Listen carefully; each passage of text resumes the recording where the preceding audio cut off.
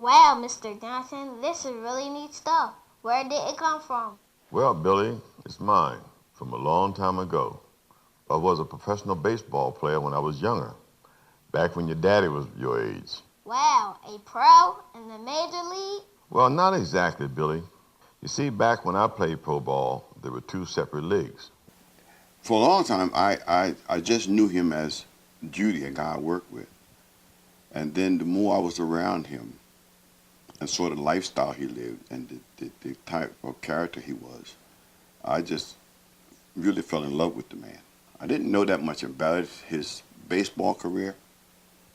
I knew that he played baseball, but it didn't really register to me.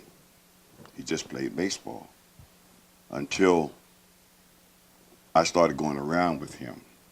That was when he was scouting for the Phillies. And then I started seeing everybody flocking around this man. I said, who is this guy other than my friend? Judy grew up in an athletic home. His dad moved the family to Wilmington in 1905 when he was about 5 years old. And his dad was sort of the all-around coach at the neighborhood house on the west side. And so his father trained boxers and just thought his son would become a boxer, but Judy hated it and fell in love instead with baseball. And once he met that game, he couldn't get it out of his body, I guess. It was in his blood. After World War I was over, I signed with the Madison Stars, which was the farm team for the Hilldale Daisies. I paid my dues for 2 years before I got called to play for Hilldale. Boy, I was in big time then. It was in 1921, and I signed a contract to play for $135 a month. But you know, I would have played for nothing. I loved the game just that much. He got picked up by Hilldale, who had an owner who was very conscious of what that team needed to be in order to succeed. And so he got signed on to a team that was fiscally strong, that was morally strong. So Judy learned how to maneuver society, being sort of a star and an invisible man at the same time. What we know of society at that time, it was so segregated that they weren't even allowed to drink out of a well in some places because they weren't white. Makes no sense. Although it was a segregated sport, strongly segregated, when you talk to the guys, Judy and all of them, they didn't have a bitterness in them. They just loved the game so much, you know. It's although I can't play, although they knew they could play as good as the white boys, but it didn't bother them at the time. They just wanted to play the game. Satchel Paige was quoted once as saying that I saw more places and met more people and did more things with no money, you know, or with so much less money than if I was a Rockefeller, right? And so they knew that they were in this privileged set. And so I don't know how, but to a man, they don't hold grudges. And Judy certainly never, to anybody, reflected any kind of frustration or anger. And he accepted white people and Latino people just the same as he did African Americans. It's remarkable, really. And that's what I love so much about this story, is how they managed to do that. We never got to play in the majors, but on the basis of our records in the Negro League, the selection committee of the National Baseball Hall of Fame in Cooperstown, New York, they decided to make things right by voting some of us into the Baseball Hall of Fame. He was only the sixth Negro Leaguer ever inducted into the Hall of Fame. Satchel Paige was the first in 1971, and Judy was the sixth in 1975.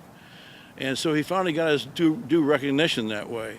Once I got to Cooperstown, and I seen all these people running to see this man called Judy, and I would just stand back out of the way and said, let me see who this man is. And that's when it really dawned on me the type of a ball player he had been, and how people were seeking his autographs and just want to take his picture, and a lot of people just want to shake his hand. And then I realized, I said, I'm in the company of a gentleman. To think what that man saw and what he could have imparted would be priceless, you know? And I think that's why his friends are so near and dear. I eventually established about 16 years ago the Judy Johnson Memorial Foundation. And this foundation puts on a big event every year here at Frawley Stadium. We call Judy Johnson Night a tribute to Negro League baseball. And what this is about is trying to give the general public more interesting history of the Negro Leagues. We're trying to keep Judy's name going. We have Judy Johnson tonight. I know you're aware of that. But wasn't for that, we wouldn't know much about Judy. The kids don't know anything about Judy. I met a young African-American man who I've known in another way, and he's now working as a community organizer, and they use that park every day. And he likes history. He was going to be a history teacher and still probably will be at some point. And I said to him, "You mean Judy Johnson Park?" And he's like, "Yeah." And I said, "Do you know who Judy Johnson is?" And he said, "No." And I'm like, "Oh my goodness, come here. I need to give you a little education." There's a lot of major Negro Leaguers like Satchel Paige and Josh Gibson and so forth. People have heard of those people, but they've practically never heard of most of the players that ever played. We're doing almost everything we can to continue to find ways to keep the history of Negro League baseball alive. And Judy Johnson is certainly our focal point. Judy wasn't the type of guy who stood up and say, "I did this, I did that." If you asked him something, he would tell you. But he never tooted his horn. In fact, I said it was a long time before I really knew who he was, because he never went in telling me who he was. I had to find out through watching other players, other people come to him. But he just wasn't a bragging type guy. No, he wasn't. He was just an easygoing guy, and he was just Judy. I can't believe it. My neighbor is in the Hall of Fame. Wait till I tell my friends. Can I have that ball? Sure, Billy. You're welcome to it.